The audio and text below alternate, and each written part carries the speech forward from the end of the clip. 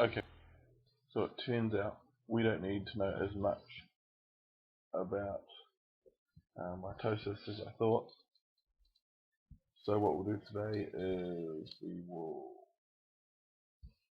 spend today recapping everything we know so far, as well as going over the phases in mitosis,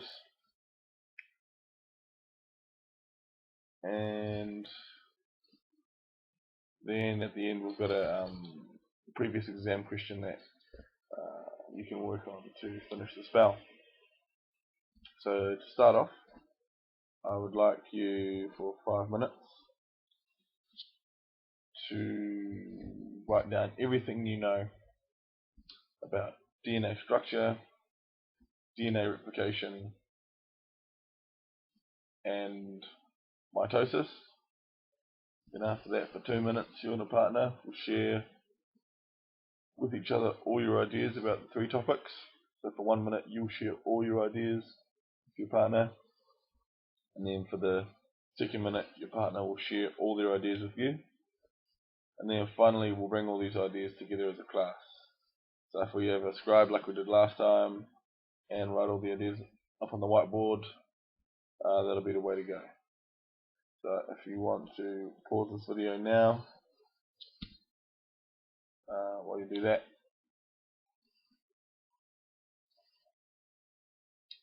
Okay, so I'll quickly discuss some of the things we've gone over in DNA structure. So first we start off at the most basic unit, which is the nucleotide. We have the pentose sugar, which is made up of oxygen and 5 carbons, and the carbons are named clockwise or numbered clockwise from the oxygen. We also have a phosphate group, and we have a nitrogenous base.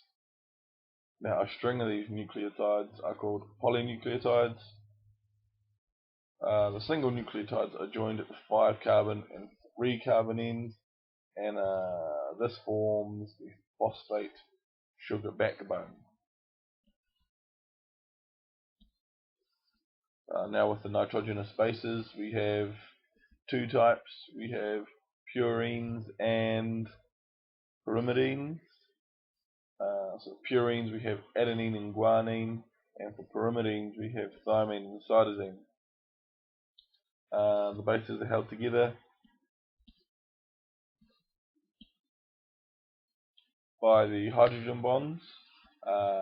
Adenine and thymine have 2 hydrogen bonds, and guanine and cytosine have 3 hydrogen bonds.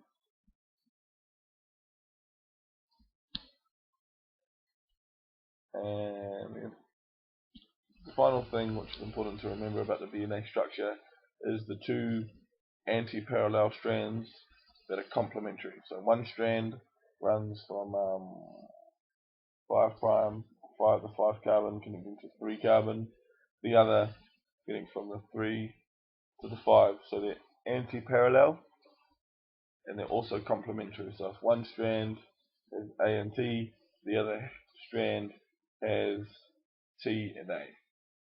Okay, so those are the things I want you to remember about the DNA structure. Remember with DNA packaging, it's different in prokaryotic and eukaryotic cells. Prokaryotic cells have a singular loop. Eukaryotic cells, the DNA is a lot longer, and it's wrapped around proteins called histones.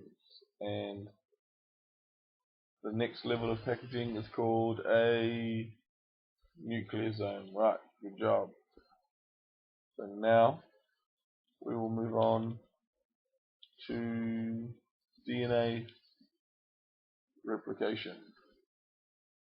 Right, so remember, we start off with the original DNA helix, and then a protein comes along and splits apart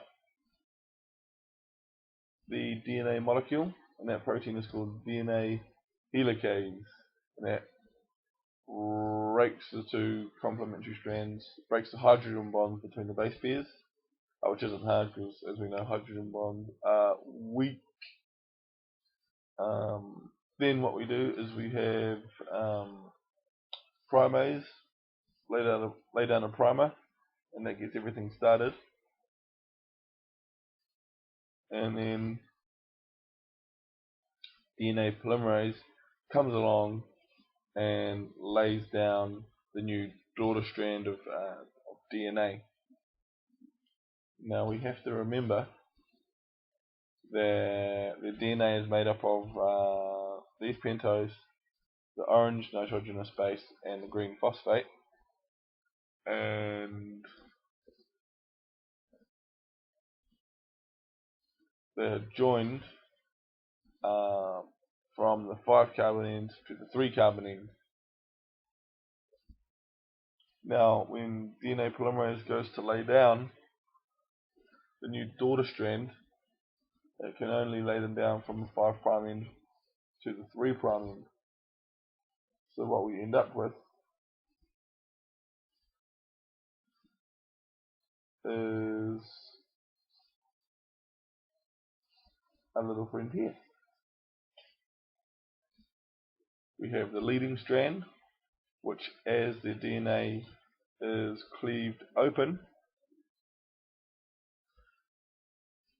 we have the leading strand, and what that does is that can replicate continuously as the DNA gets cleaved open. However, and that's called the leading strand. However, as I've mentioned, it can only lay it down in one direction, 5 prime, 3 prime. This creates a problem on the other DNA strand, which is called the lagging strand. So like we talked about yesterday, instead of waiting for the entire DNA molecule to be cleaved open and then coding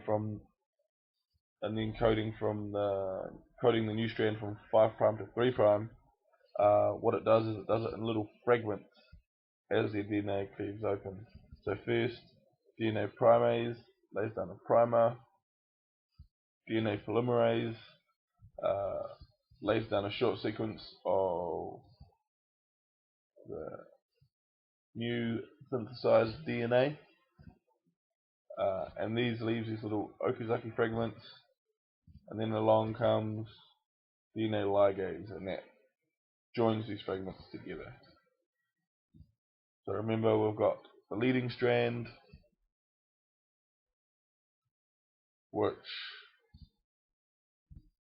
can code the entire way, and the lagging strand, which is made up of Okazaki fragments discovered by our brother Okazaki.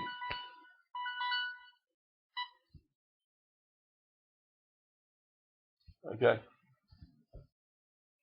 so now we will move to part 2, which is mitosis. So do that now.